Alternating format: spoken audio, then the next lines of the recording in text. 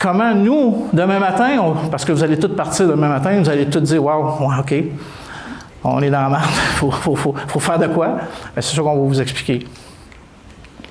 Je retourne ici. Donc, la capture se fait par le puiseur, mais à un moment donné, tout ça, c'est plein. Puis là, on se retrouve avec de l'eau qui va éventuellement arriver par le regard sanitaire. Pourquoi? Parce que c'est plein d'eau partout, partout, partout. C'est en équilibre. Puis là, bien, l'eau monte. Elle envahit les terrains. Elle va aller sur votre maison. Elle va s'accoter sur votre maison. L'eau qui est à côté sur votre maison, ça va où? Ça va dans le drain français. Retourne dans le pluvial. Le pluvial est plein. Vous essayez de sortir l'eau de votre drain français. Il n'y a rien qui marche parce que c'est plein partout. Qu'est-ce qu'on fait? On s'en va là.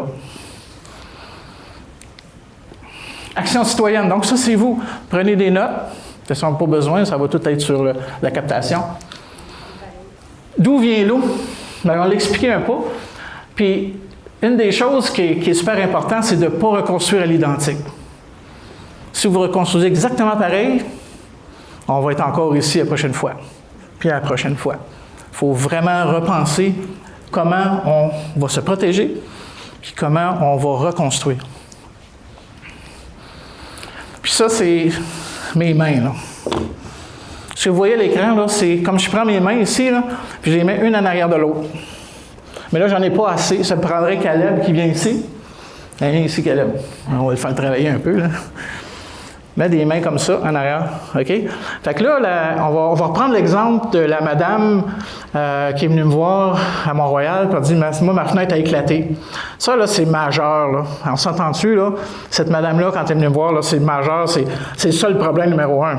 Fait que là, elle dit, moi, je suis acheté une nouvelle fenêtre. La fenêtre est étanche, elle va être capable de résister à l'eau. J'ai 300 mm d'eau qui se colle. Parfait. Pau, on vient de régler ça. Mais mes mains, ce sont des problèmes. Problème numéro 2, c'est quoi? C'est l'autre main. Ben, l'eau. L'autre main, oui. L'accumulation d'eau devant, ça fait. Elle va aller où, l'eau qui est dans la fenêtre? Là, la fenêtre ne cassera plus, là. Oh, la fenêtre, elle casse. La casse, elle l'a changé. On a réglé, là. Pouf! Mais on a encore un événement comme débit ou un événement peut-être un peu moins. Les drains. L'eau, elle va aller où? Dans les drains. Elle va aller dans les drains. Qu'est-ce qu'on fait avec ça? Vulnérabilité numéro 2. Cette eau-là, elle est là. Pourquoi que j'ai 300 mm d'eau qui s'en va se coller sur votre maison? Il ne faut pas avoir de pente négative. Il ne faut pas avoir de pente négative. Donc, vulnérabilité numéro 2. Là, elle vient de changer sa fenêtre, ça a coûté 1000 $. Là, ici, c'est quoi qu'il faut faire? Pour pas que l'eau aille. Corriger la pente. Corriger la pente. Se débarrasser de garage en contrepente. Ben là, oui. Hop! Ah! Là, je suis rendu avec les mains à Caleb, ça va mieux parce que je peux reprendre mes outils. Là, ça va rester de même toute la soirée. Si je mets un peu de poids, ça... Là, on est rendu où, là? On est rendu ici. Là, on a réglé, on a corrigé la situation. On a réglé la fenêtre. On a corrigé notre... Il n'y a plus 300 mm qui va s'accoter sur la maison. Mais il mouille cette journée-là, là. J'ai 175 mm qui étaient enregistrés à Saint-Eustache. Cette eau-là, alentour, elle va où? Elle va dans votre drain de fondation. OK, mais là, j'ai plus la contribution du 300. On l'a réglé. Elle s'en va où? Mon réseau pluvial, il est plein. Qu'est-ce qui se passe avec l'eau de mon drain de fondation? Elle rentre dans la maison. Elle rentre dans la maison. La nappe phréatique, elle peut-tu être... OK, il y a de super bonnes réponses. Un méchant bon groupe, là. Parce que vous savez exactement ce qui se passe. Fait que vas-y, toi aussi, après. Vas-y. Qu'est-ce que tu viens de dire? Moi, j'ai dit la nappe phréatique, elle doit être gorgée. Là. Elle est gorgée d'eau, puis l'eau ne peut pas sortir. Toi, tu as dit quoi? Là, le clapet rentre en lui. Parfait. Le clapet, OK, on a mis un clapet, on vient de le changer. Fait que vulnérabilité numéro 2. Il va falloir que tu te remettes un autre main en arrière. Là, on a mis un clapet flambant neuf. Là, il est étanche, sous peu étanche, là, comme vous allez les voir tantôt. Là, on vient de mettre un clapet flambant neuf. Mais le réseau plein, qu'est-ce qui se passe quand le réseau pluvial est plein et tu essaies de vider ton drain de fondation? Il n'y a rien qui se passe. Il n'y a rien qui se passe. Vous avez un niveau d'eau, je vais juste mettre ça ici 2 secondes. Vous avez un niveau d'eau dans la rue qui est ici. Votre drain français plein d'eau, il est ici. Vous avez un clapet qui est super étanche, qui est fermé. J'essaie de sortir cette eau-là. L'eau, qu'est-ce qui se passe? L'eau à mort. À quel moment que le clapet va ouvrir? Si on flush la toilette. Non, on est dans le pluvial, là. On est dans le pluvial. À quel moment que le clapet va ouvrir? C'est lorsque l'eau va être à ce niveau-là. Mais ça, c'est votre sous-sol. Pourquoi tu? L'équilibre des pressions. Fait que là, l'eau à mort. Qu'est-ce qui se passe dans votre sous-sol? L'eau elle monte dans votre sous-sol? Inondé. C'est inondé. OK. Fait que là, j'ai un clapet flambant neuf, là, j'ai de l'eau dans le sous-sol. Qu'est-ce qu'il faut faire pour évacuer cette eau-là? Une somme pas. Un poste de pompage. En vulnérabilité numéro 4. On a rendu loin, hein? Ah oui. C'est de cette façon-là qu'il faut le regarder. Chacun des problèmes. Puis là, après ça, ben, le poste de pompage. Tu l'as envoyé où, ça? Dis-les fort. Il n'y a plus d'électricité? Une petite affaire, un petit booster pack à côté. On va en parler tantôt, effectivement. Booster pack, génératrice, pompe à batterie. On va en parler tantôt. Fait que vous voyez? OK, c'est beau. Merci, Caleb. Vous voyez, je suis parti d'un simple exemple d'une fenêtre qui a défoncé. Puis la madame était découragée bien raide parce que j'ai tout présenté, toutes ces affaires-là. Mais c'est ça ici. Votre maison, là, quand vous arrivez ce soir, peut-être pas ce soir parce qu'il va être tard, demain, en fin de semaine, regardez, là, il y a de la neige. Parce que la vulnérabilité, ça vient aussi de votre terrain, ça vient aussi de la bordure, ça vient aussi de la ville. Si la ville, son drainage s'en va chez vous, on a un problème. Puis là, demain matin, tout le monde va appeler la ville. Moi, M. Well l'a dit, là, toute l'eau s'en vient chez nous. Non, on se calme. On se calme. C'est pas nécessairement ça qui arrive, mais il faut le regarder à tête reposée, à tête froide. Il faut s'enlever le chapeau. C'est la faute de la ville. Les tuyaux sont pas assez gros. Non, tu as un problème. Moi, j'ai pas d'eau chez nous. Je suis bâti haut. Et si j'ai de l'eau chez nous, ça va être la dernière fois que je vais avoir de l'eau chez nous. Je ne vais pas aller voir la ville, à moins qu'il y ait un problème majeur, que c'est vraiment je ne sais pas quoi qui se draine chez nous, mais je vais régler, bien, on va le voir. Là. Donc, il faut tout identifier nos vulnérabilités. Fait que si vous faites venir un plombier, là, j'ai rien contre les plombiers, il y a peut-être des plombiers ici ce soir, ils ne vous parleront pas de même. Là, ils vont vous parler des clapets, puis des sommes-pommes, ces affaires-là. Ils vont vous parler de la fenêtre qui est éclatée. Ils vont vous parler d'un garage en contrepente où vous devez empêcher l'eau de la ville d'aller chez vous. Ils vont vous parler des pentes inverses de votre terrain. Ils ne parleront pas de ça.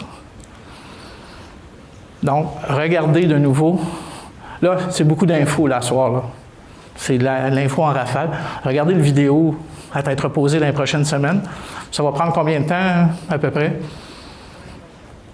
Comment? La semaine prochaine. Regardez la vidéo, repassez ça tranquillement pour bien comprendre. Mais je n'ai pas fini encore, il m'en reste... vraiment, on est bon jusqu'à 1h du matin. Ça va, les vulnérabilités? Comment les identifier? Bon, on va les voir, là. Fait que là, ici, c'est un peu... Ça, en passant, c'est une photo que moi j'ai prise. C'est suite au passage de l'ouragan Francis en 2004 à Gatineau. On a eu un 100, 150, 200, ça dépend où dans la ville. Donc ici, les gens s'amusaient, là, parce que ça, c'est l'autre affaire aussi. Une des vulnérabilités, qui est quand même incroyable, c'est quand il y a de l'eau dans la rue, il y en a des gringos, qu'est-ce qu'ils font? Ils disent « Ah, ben moi, on va faire des vagues. » Ben, tant aussi longtemps qu'il n'y avait pas d'auto qui passait dans la rue, la maison était correcte. Mais la journée que le gringo il a passé avec sa petite Honda boostée, ben, ça a fait des vagues, puis ça a fait en sorte que toute l'eau s'est retrouvée sur ma maison. C'est une problématique. On ne va pas empêcher les gringos de passer, mais c'est toutes des affaires qu'il faut qu'ils soient regardées. Puis je suis certain, ceux qui ont vécu ces problèmes-là, vous avez, à moins que vous n'étiez pas là à cause des vacances, vous avez pris des photos de votre terrain, de vos voisins, de la rue. Regardez-les attentivement. Nous, quand on fait des évaluations, une des choses qu'on demande, c'est des vidéos, les photos, pour être en mesure de comprendre. On n'était pas là, on n'était pas dans votre maison, on ne sait pas ce qui s'est passé dans votre maison. Mais avec vos photos, des fois, on est capable de comprendre ce qui s'est passé. Mais regardez-les de cette façon-là, avec une tête froide. Enlevez-vous, là. C'est la ville.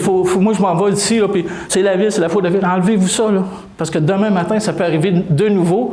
Puis mettons que la ville fait des travaux, ça va prendre des années avant de faire des travaux. Pourquoi? Les règlements d'emprunt, des emprunts, des plans et devis, c'est très, très long. Fait qu'il faut regarder vos choses à vous. C'est super important. On va aller regarder les vulnérabilités. La quantité d'eau sur la rue qui fait en sorte que vous avez de l'eau qui vient s'accoter sur une porte de garage, sur une porte d'un escalier souterrain. Le refoulement d'égouts, on en a parlé tantôt. Vous ne vous empêcherez pas, là, il y a des regards, il y a de l'eau qui a rentré par les trous de regard, qui a fait refouler l'égout sanitaire. Ici, c'est l'exemple de la fenêtre qui a éclaté. La gouttière qui s'enfonce dans le sol. Le drainage vers votre maison, puis les pannes électriques.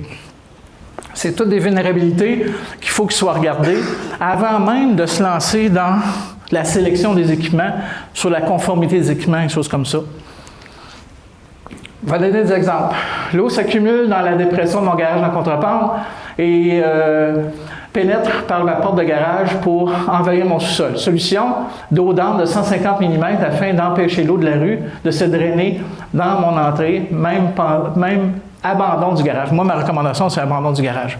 Pourquoi? Parce qu'il va arriver une précipitation où de 150 va être dépassé, puis ça va s'en aller encore. Puis ça ne prend pas grand-chose pour remplir votre garage. La ville, ça s'adresse à la ville. Je ne connais pas vos règlements d'urbanisme. Vous ne devriez pas autoriser des garages en contreplace. Ça ne devrait plus exister. Fait que ça, il faut se débarrasser de ça. C'est l'exemple qu'on a vu tantôt. Une autre vulnérabilité. Ma gouttière se jette dans la dépression de mon garage. Ça, c'est pas magique. Installation de rallonge de gouttière pour éloigner et empêcher le retour de l'eau vers le garage. Regardez cette maison-là. C'est pas chez vous, ça en passant, c'est à Gatineau. Tout se draine, le terrain, tout se draine vers le garage. C'est pas la ville, là. C'est votre propre eau de votre propre résidence qui se draine dans votre garage. Puis en plus, est-ce que vous êtes vigilant et responsable et vous nettoyez de façon assidue le drain qui se trouve au pied de votre garage? Bien, moi, j'en ai visité beaucoup. J'ai fait ça, on a fait au-dessus de 3000 résidences depuis que j'existe. Puis des drains de garage propres, on les compte sur le bout de nos doigts, là. Donc, il faut que ça soit propre, il faut que ça soit prêt à recevoir. Mais l'autre chose aussi, c'est que si mon réseau pluvial, il est plein, bien l'eau, elle va sortir où? Elle va sortir par votre drain de garage. Donc, la ville va se vider chez vous. Même si tu as un dos d'âne ici, la ville va se vider chez vous. Pourquoi? Parce que le réseau pluvial, il est plein au coton. Venez avec toi. J'ai un poste de pompage dans mon sous-sol pour l'eau de mon drain de fondation, mais pendant l'événement, il y a eu une panne de courant prolongée. C'est l'exemple qu'on donnait tantôt. Installation d'une pompe DC avec batterie marine et ou une génératrice. La batterie marine, c'est bien, mais ça n'a pas les capacités d'une pompe normale que je vais vous présenter tantôt. Les capacités sont moindres. Donc, moi, ma recommandation, c'est une génératrice qui fonctionne tout seul. Il ne faut pas avoir une génératrice qui est dans votre garage ou dans votre remise. Puis le 9, vous étiez en vacances. Vous autres, vous êtes Boisbriand. Il y en avait quelqu'un qui est à Trois-Rivières. Ah, ben, il mouille. Bah, ça ne sera pas grave. La génératrice, ça n'a pas grand-chose. Elle est dans votre remise, puis vous n'êtes pas là. Fait qu'il faut avoir quelque chose qui fonctionne tout seul. Là, encore une fois, quelqu'un va dire « Ouais, mais ça coûte cher, ça me ouais. » Je suis tout à fait d'accord. Je n'ai pas dit que je présentais des choses qui étaient gratuites. Là. Je suis d'accord. Je suis conscient de ça avec vous. Là. Mais ça, c'est fait. C'est comment regarder les problèmes à tête froide puis dire « Wow, ma maison, elle n'est pas sa coche. Fait qu'il faut que je fasse de quoi. » Ou vous jouez à la loterie. Vous dire « C'est arrivé, ça n'arrivera plus. » Mais moi, je vous dis, ça, c'est un mauvais jeu, c'est un mauvais choix. Vous avez eu 2 ouragans en juillet et en août l'année passée. La première n'était pas problématique chez vous, la deuxième était problématique, vous êtes ici ce soir. Mais ça aurait pu être 2 ouragans back-to-back problématiques. La reconstruction, là, je déroge un peu peut-être de ma présentation, mais la reconstruction, quand je dis qu'il ne faut pas faire l'appareil, il ne faut pas reconstruire avec les mêmes matériaux. Il faut peut-être utiliser des matériaux qui vont, si jamais, malheureusement, je n'ai pas le choix, il faut que je garde mon garage en contrepart, mais on accepte jusqu'à un certain point d'être inondé, parce que ça peut survenir de nouveau, mais il faut mettre des matériaux qui sont inertes, c'est-à-dire un peu de nettoyage, c'est fini, pas besoin de tout arracher. Donc, c'est des exemples, céramique au lieu du bois, PVC au lieu du MDF, des planchers flottants dans un sous-sol, des planchers flottants. On dirait que le mot il est fait pour ça. Là. Ça ne marche pas, des planchers flottants dans un sous-sol. Moi, j'en ai mis un plancher flottant, mais c'est un nouveau plancher flottant comme en vinyle. La journée que j'ai de l'eau dans mon sous-sol, je suis obligé de détacher mon plancher flottant, je suis obligé de le nettoyer, parce que sinon, il va y avoir des champignons, moisissures, mais le produit il n'est pas fini. Je le fais sécher, je le nettoie, that's it, je le remets, je le réinstalle. Est-ce que c'est du trouble? Oui, c'est du trouble. Mais minimalement, je n'ai pas besoin de tout reconstruire. Alors, ça, c'est des choses qui sont importantes. Pompe submersible au lieu d'une pompe à colonne, je vais expliquer c'est quoi la différence tantôt. Margelle couverte au lieu d'une margelle ouverte. Abandon d'un garage en contrepente, je reviens souvent avec ça parce que c'est majeur. Débranchement des toits plats au lieu de laisser les raccordements à l'origine. Génératrice au lieu d'une pompe à batterie. Prise de la pompe hors de l'eau. J'ai fait des inspections où les pompes, on s'entend, c'est électrique. C'est un raccordement électrique. Mais la prise est où? Elle est sur le plancher. Fait que la journée que pour toutes sortes de raisons, la pompe n'est pas tout à fait suffisante, puis l'eau monte au niveau de la prise, qu'est-ce qui se passe? C'est un court-circuit, puis c'est fini. Un autre exemple, une des maisons qu'on a fait, la pompe, ça tire ces pompes-là ici, il y a un ampérage quand même important. Là. Au départ, j'ai besoin d'un 15 ampères. Ça, c'est une pompe submersible. Je fais l'inspection. Lorsqu'on fait l'inspection, on fait le débarrage des équipements pour voir si tout fonctionne. La pompe ne fonctionne pas. Je ne suis pas capable de la démarrer. Fait que je prends sur mon propre recherche, je me dirige vers le panneau qui était visible. Normalement, je ne fais pas ça. Je regarde, il y a un fusible qui est sauté. Je ne l'ai pas rebranché. Je suis allé voir le client. Puis il dit, la pompe, elle ne démarre pas. Il dit, ouais, c'est bizarre parce que mon micro-ondes non plus ne marche plus depuis un bout. Fait qu'il a mis le breaker, le micro-ondes a marché. Bien, il a fait un test, puis moi, j'ai fait mon test. Un circuit pour un poste de pompage, c'est un circuit unique. Il ne faut pas brancher des congélateurs, des lumières, c'est un circuit unique. Pourquoi? Au démarrage, ça prend 3 fois l'ampérage. Fait que ça tire beaucoup d'ampérage. Donc, si vous avez au même moment quelqu'un qui fait quelque chose dans le micro-ondes, qui lui aussi tire beaucoup de watts, bien, ça va tout sauter. Puis en plus, ça se peut que c'est une belle journée ensoleillée, puis vous pensez que votre pompe, elle marche, puis vous retournez plus tard, puis votre breaker était, parce que vous n'avez pas utilisé votre micro-ondes ou autre chose, puis tout est là, mais ça ne marche pas. Une autre inspection, ça c'est un peu drôle.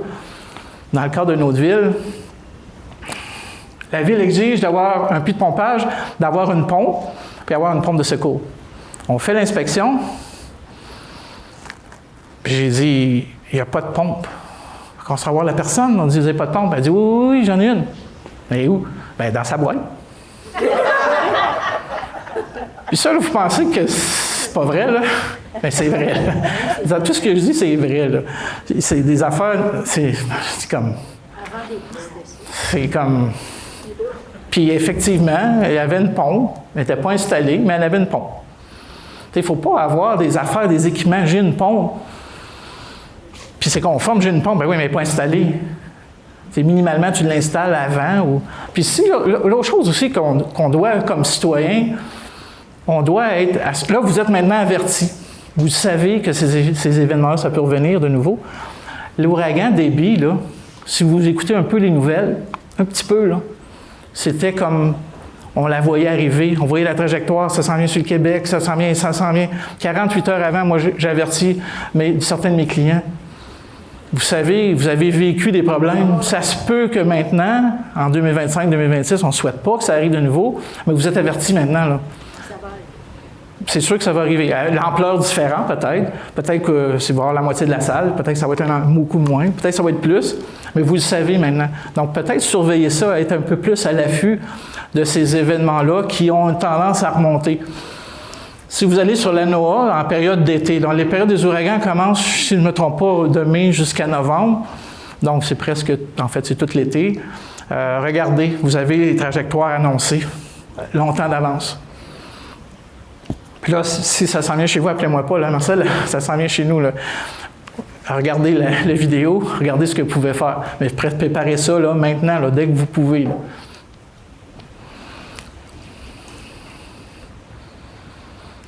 Alors, des choses qu'on doit se questionner, donc. Là, je vais le lire. Lorsqu'on parle de protection contre les refoulements, il est important de bien comprendre la configuration de nos équipements de plomberie au sous-sol, incluant le drain de fondation. Des questions à se poser. De quel type de réseau ma maison est-elle raccordée? Unitaire, là, je l'ai barré parce que ce n'est pas le cas chez vous. Est-ce que c'est un réseau pseudo ou un réseau séparé? Ça a une importance chez vous. Est-ce que ma maison possède un drain de fondation? Il y en a qui n'en ont pas. Ce n'est pas recommandé de ne pas en avoir. Fait que peut-être c'est des choses qu'on doit regarder.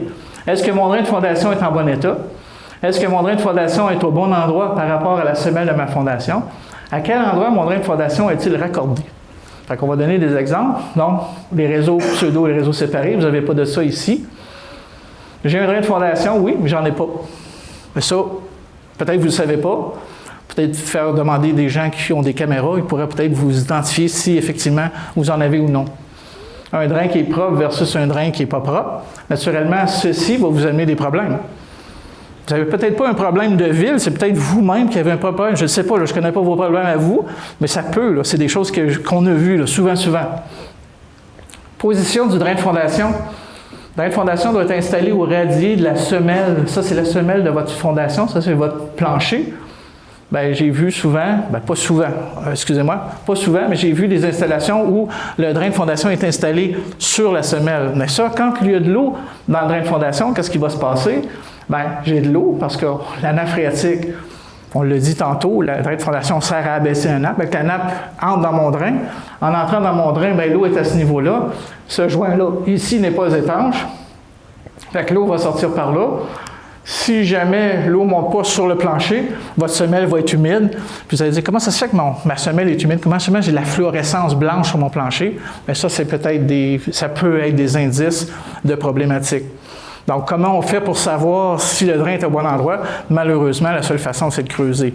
En passant une caméra, on ne le saura pas. On va faire une petite excavation locale, on dit, oups, effectivement, mon drain est en mauvais état et où il est au mauvais endroit. À quel endroit mon drain de fondation est-il raccordé? Par exemple, ici, ou dans un réseau pseudo, j'ai une croix à l'extérieur. J'ai mon drain de fondation qui fait le tour et c'est raccordé ici, là, à l'extérieur. Ça, c'est des réseaux de type pseudo. Encore une fois, je ne connais pas chacune de vos résidences.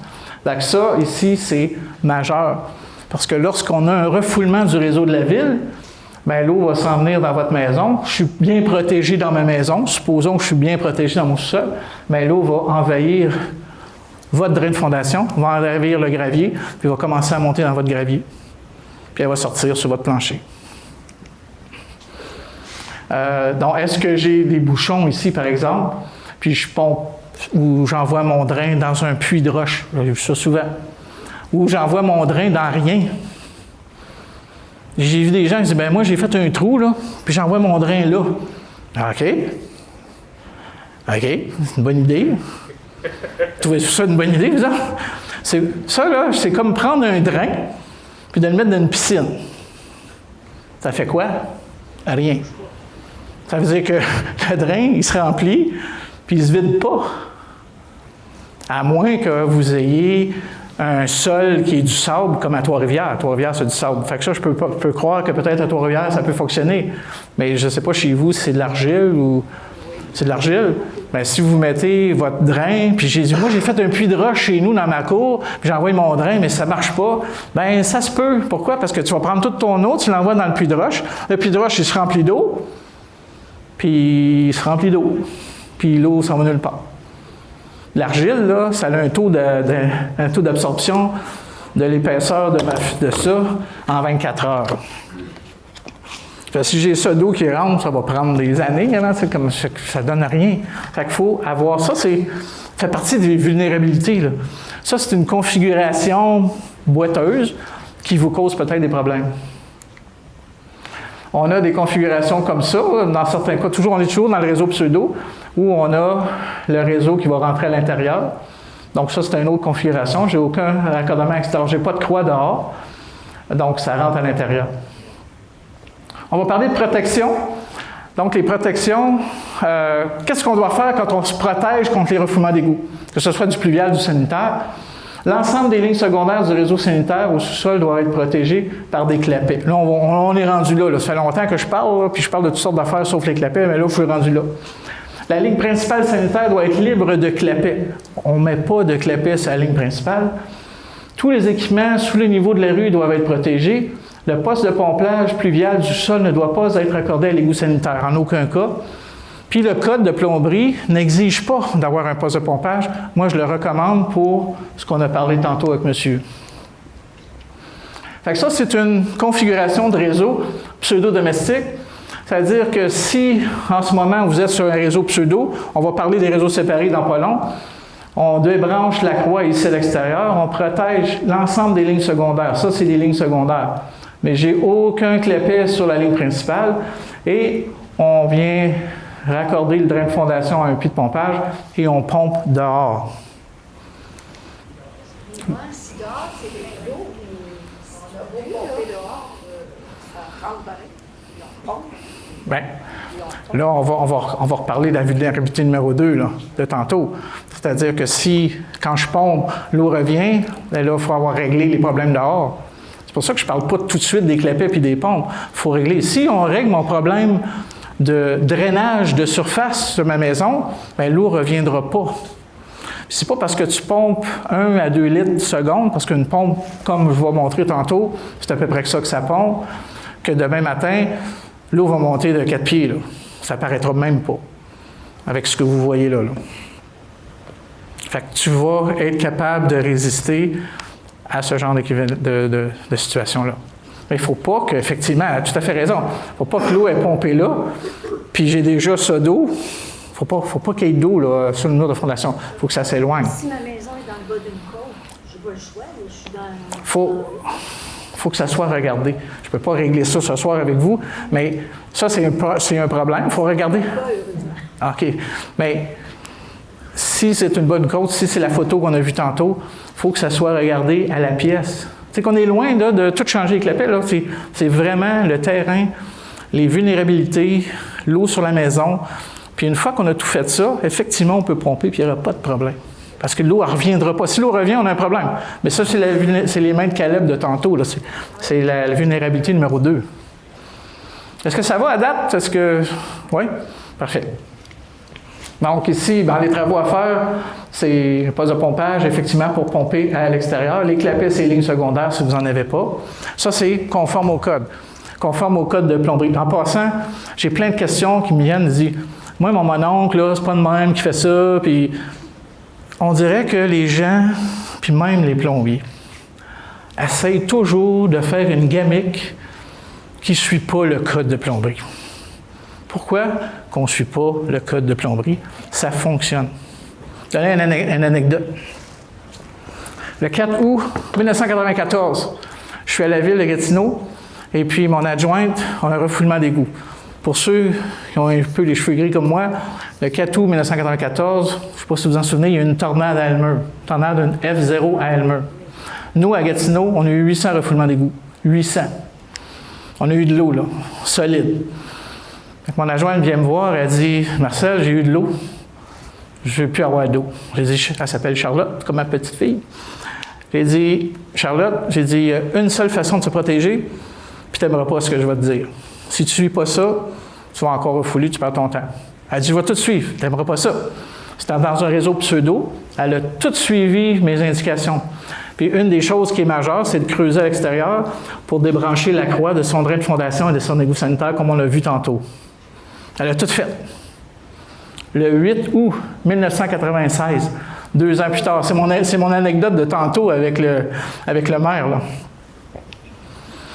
Toute la rue a refoulé, sauf une personne. Devinez qui? Charlotte. Devinez qui avait un line-up à sa maison? Tous les gens de la rue ont dit « Comment tu fais que tu n'as pas refoulé? » Puis tous les gens de cette rue-là ont tous fait venir des plombiers. Ça fait réfléchir. Pourquoi? Parce que lorsqu'on est dans ce type de réseau-là, le drain de fondation est négligé. Puis c'est la source première de problématiques dans ce type de réseau-là, puis on ne s'en occupe pas. On va quand même aller dans les réseaux plus récents, parce qu'il y a beaucoup d'entre vous qui ont des réseaux plus récents, on s'en va là. Mais dans le réseau pseudo, la problématique numéro 1, c'est le drain de fondation qu'on ne s'occupe pas. Si on ne s'en occupe pas, arrêtez de faire des travaux. Si vous ne creusez pas dehors pour aller corriger ça, vous allez encore avoir de l'eau. Ça, c'est des faits vécus, là. Si vous écoutez les vidéos des autres villes, je répète cette histoire-là à maintes reprises, donc toujours à peu près dans le même ordre. Fait que ça, c'est un réseau séparé. Fait qu'il y a beaucoup d'entre vous, c'est des réseaux séparés. Qu'est-ce qu'on fait dans le réseau séparé? C'est le même principe. Donc ici, c'est une vue en 3 dimensions d'une maison dans laquelle on a les lignes principales, les lignes secondaires. Donc dans l'exemple qu'on voit ici, on doit mettre des clapets sur les lignes secondaires. Donc ici, on a une salle de bain au sous-sol. Ici, on a un drain de plancher, on a un évier puis une laveuse. Et ici, on a le drain français qui rentre à l'intérieur. Donc, clapet sur les lignes secondaires, clapet sur la conduite en provenance de l'égout pluvial. J'ai fait ça, recommande l'installation d'un poste de pompage entre le clapet et le drain fondation. Donc, techniquement, on devrait mettre un puits de pompage à cet endroit-là. Pourquoi? On l'a expliqué tantôt. Lorsque le réseau pluvial de la ville, comme le 9 août, le réseau pluvial de la ville était plein au coton. Donc, cette journée-là, lorsque le réseau est plein, votre drain français ne peut pas s'évacuer. Donc, l'eau va, encore une fois, j'utilise mes mains, là. L'eau est à ce niveau-là dans la rue, ou dans le regard, mettons qu'il n'y a pas d'eau dans la rue, mais dans le regard d'égout, l'eau est à ce niveau-là. Pour que la porte puisse ouvrir, il faut que l'eau monte à ce niveau-là. Bien, entre ce niveau-là, entre ça et là, bien, cette eau-là va où? Elle va dans votre sous-sol. Fait qu'il y en a peut-être d'entre vous, peut-être à main levée, comment est-ce qu'il y en a dans un réseau plus récent qui ont eu de l'eau propre qui est rentrée dans leur sous-sol? C'est ça. Fait que ça, le code de plomberie n'exige pas d'avoir un poste de pompage. Ça, c'est peut-être une lacune. Il y a beaucoup de villes qui exigent d'avoir des postes de pompage et avoir des pompes de secours en plus de la pompe principale. Excusez, M. Marcel, c'est quoi un poste de pompage? On s'en va là. Okay. Je vais prendre une petite gorgée parce que là,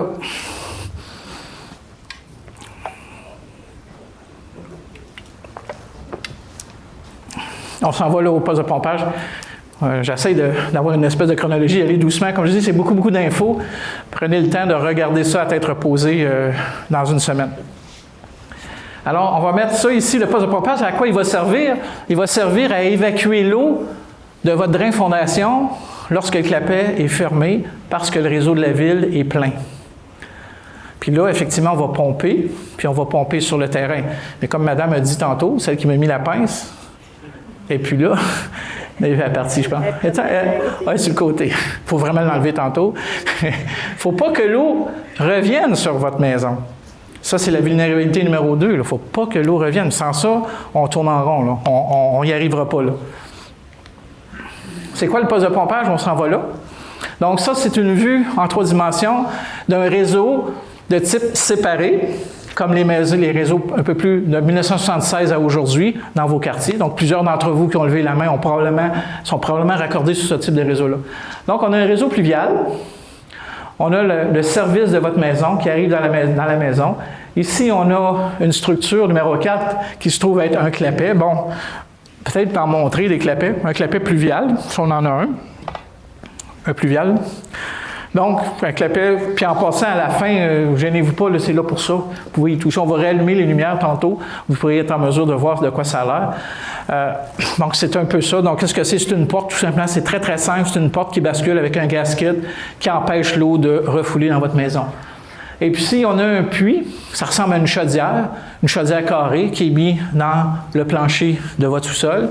Puis, à l'intérieur de cette boîte-là, où on reçoit le drain de fondation. Le drain de fondation qui est ici s'en vient dans la boîte. Donc, en temps normal, c'est-à-dire que des puits sans importance, en passant, 90% des puits au Québec, c'est des puits sans importance qui ne vous causent pas de problème. Le 10 autres %, c'est des puits qui rentrent dans des périodes de retour de 2 à 100 ans, puis même plus. Puis ceux-là peuvent être problématiques. Donc, en temps normal, bien, l'eau arrive du drain de fondation, parce qu'à quoi il sort le drain de fondation? C'est justement à éliminer de l'eau qui se trouve sur le pourtour de votre maison lorsqu'il mouille. Donc, cette eau-là, elle descend le long du mur de fondation, elle s'en va dans votre drain, elle est recueillie par la cuve, par la chaudière, appelons ça comme on veut. Puis cette eau-là s'en va de façon gravitaire vers votre pluvial qui a un certain niveau d'eau à l'intérieur. Bien, jusque-là, votre poste de pompage ne sert à rien. Il n'a pas besoin de pomper parce que l'eau peut y aller de façon gravitaire, sans problème. À quel moment qu'on va avoir besoin de pomper? C'est lorsque mon réseau, là, j'ai mis la conduite toute bleue, elle est pleine au coton, le 9 août, on est plein. J'ai mis ici un exemple du clapet, donc la porte est fermée, c'est-à-dire que l'eau de la ville ne peut pas s'en venir chez vous. Bon, j'ai vu ça aussi, là, j'ai vu des clapets pluviales de maison, non étanches. Donc, en ce moment, c'est l'eau de la ville qui revient dans votre puits de pompage. Oubliez ça, vous ne serez pas en mesure de rien faire. Vous allez avoir le même niveau d'eau dans votre sous-sol que dans la rue. Ça, c'est parce que votre clapet ne fonctionne pas bien. Bon, au-delà de ça, vous avez un clapet qui fonctionne bien, donc l'eau est arrêtée ici. Donc, l'eau de la ville ne peut pas aller plus loin. Mais moi, pendant qu'il mouille, votre drain de fondation, il est actif, là. C'est à ça qu'il sert. Il sert à évacuer l'eau qui est dirigée vers vos fondations à cause qu'on a une pluie. Donc, ce drain-là, lui, il est actif. Donc, l'eau s'en vient dans votre cuve, mais elle ne peut pas s'en aller de façon gravitaire comme dans l'autre exemple ici. Elle ne peut pas y aller. Pourquoi? La porte est fermée. Donc, l'eau va s'accumuler dans le puits. Puis peut-être prendre la pompe à colonne, mettre-la ici, juste montrer. Fait que qu'est-ce que ça va faire? Caleb va vous montrer. Donc, ça ici, on a une flotte. Ça, c'est branché dans une prise de courant qui n'est pas au plancher, là, qui est à un certain niveau pour ne pas avoir un court-circuit. Là, l'eau, elle monte dans ma cuve ici. Donc, en montant dans ma cuve, la main de Caleb, c'est le niveau d'eau. Fait que qu'est-ce qui va se passer? Vas-y, Caleb. Fait que là, on vient de déclencher avec la petite switch ici, on peut juste la baisser. Vous avez vu ici, clic, on va cliquer encore. Fait qu'en faisant ça, clic, on est en train de pomper et rabaisser l'eau du puits, puis on va pomper sur le terrain. Mais est-ce qu'on va être capable d'évacuer l'eau du drain de fondation? La réponse, c'est oui. Parce que là, j'ai des gens qui disent, moi, j'ai 50 pompes dans mon sous-sol, j'y arrive pas. Là, il y a une vulnérabilité qui n'a pas été traitée comme il faut. Là. Si tu as 50 pompes dans ton sous-sol, tu as un méchant problème. Même si tu en as 3, 4, 5, tu as un problème. Il y a quelque chose qui ne fonctionne pas. Puis, il faut que ça soit regardé. Donc, ça ici, c'est une vue en 3D, mais j'ai une vue aussi en 2D. Fait que c'est le même principe encore. Fait que je vais le réexpliquer, mais en 2D cette fois-là. Donc, en temps normal, l'eau de mon drain français arrive dans ma cuve. Ici, la pompe ne fonctionne pas parce que la flotte que vous avez vue tantôt est ajustée pour ne pas fonctionner tout le temps. Vous n'avez pas besoin de pomper tout le temps. Vous avez juste besoin de pomper lorsque le clapet pluvial est fermé à cause du niveau d'eau dans la rue. Donc, en temps normal, l'eau va passer, va s'en aller ici. Le clapet est ouvert. Vous voyez ici, il est vert. Puis l'eau s'en va dans la rue. Tout est digidou lai lai. 90% du temps, ça va être comme ça. Il y a un 10% du temps où, possiblement, on va avoir le clapet qui est fermé. Là, ici, qu'est-ce qui va se passer? L'eau va tomber dans la cuve. Ah, elle ne peut pas. Boum! Boum! Ça ne va pas nulle part. Donc, l'eau va monter dans ma cuve. Puis là, avec la flotte, bien, l'eau va baisser, la pompe va fonctionner. Puis on va fonctionner par pompage comme ça. On va monter, on va descendre, on va monter, on va descendre, jusqu'à temps que le réseau de la ville se libère pour que je puisse redevenir en conditions gravitaires puis que je permette à l'eau de s'en aller vers le réseau pluvial. Donc, c'est pas une obligation dans le cas de plomberie. Moi, c'est une recommandation. Ceux qui ont eu de l'eau claire dans votre sous-sol, c'est probablement la problématique. J'ai eu beaucoup de téléphones, comme je dis, la semaine après le 9, en lien avec ça. Comment ça que c'est un réseau neuf? Fait que ce que j'ai expliqué, c'est un peu ça. C'est-à-dire, savez-vous un poste de pompage? J'ai dit non, j'en ai pas. Bien, ça viendrait régler la situation. Une chose aussi, il y en a qui vont dire, bien, moi, je ne veux pas installer ça dans mon sous-sol. C'est problématique, c'est tout fini. Vous pourriez l'installer à l'extérieur. À l'extérieur, dehors. J'ai moyen de faire ça. Par contre, si on l'installe à l'extérieur, on est au Canada, il fait moins 20, il faut s'assurer que tout l'équipement est protégé contre le gel. L'équipement dans le puits, la conduite de refoulement, donc la tuyauterie. Je vais juste montrer la tuyauterie. Donc, les tuyauteries qui relient le poste de pompage au point de rejet, il faut que ça soit protégé du gel.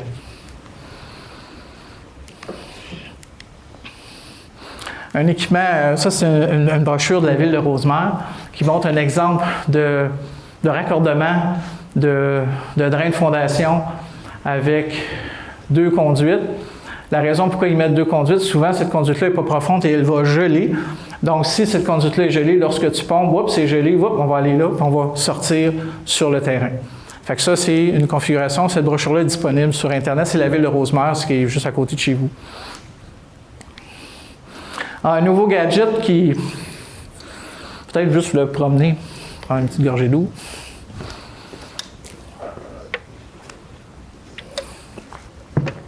Ça s'appelle un Sump Pump Discharge Freeze Protection.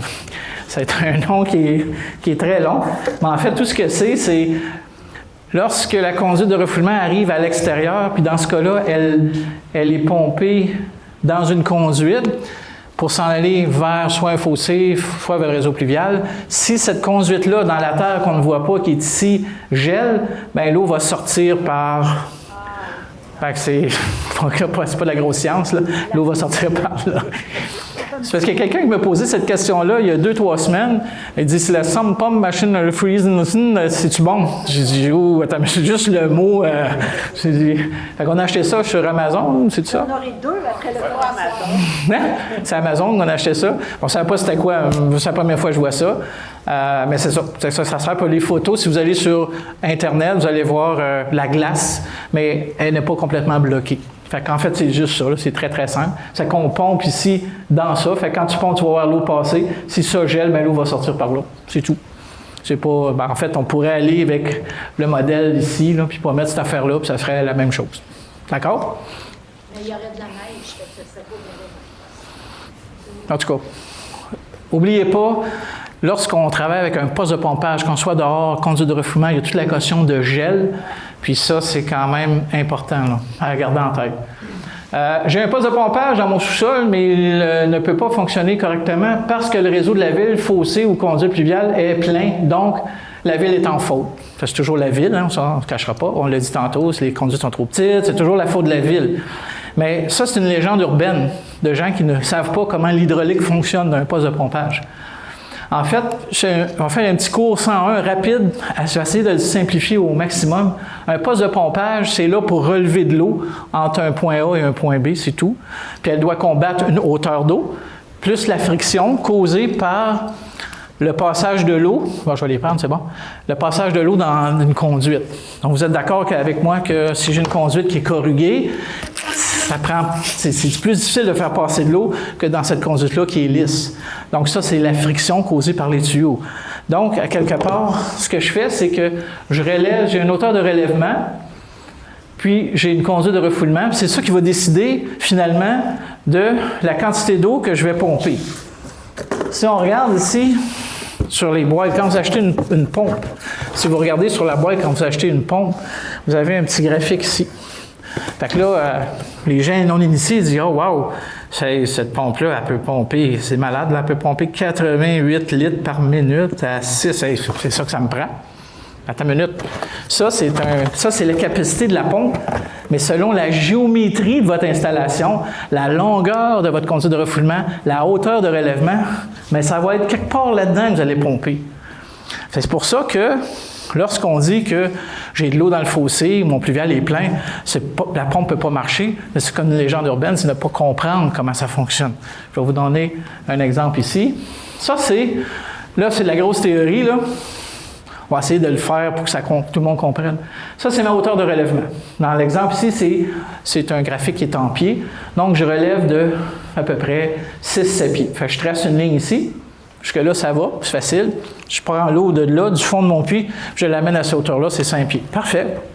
Après ça, je fais le calcul, une formule spéciale qui est longue de même pour calculer la perte de charge causée par le diamètre, la longueur et la friction de ma conduite. Parce que ça a un impact. Puis ça, je vais dessiner une première courbe ici. Après ça, je vais dessiner une deuxième courbe qui est la zone de travail de ma pompe. Donc, si effectivement j'ai de l'eau dans la rue, bien, ma hauteur d'eau de pompage va être plus haute, tout simplement, mais ma pompe va être capable de fonctionner quand même. Dans mon exemple ici,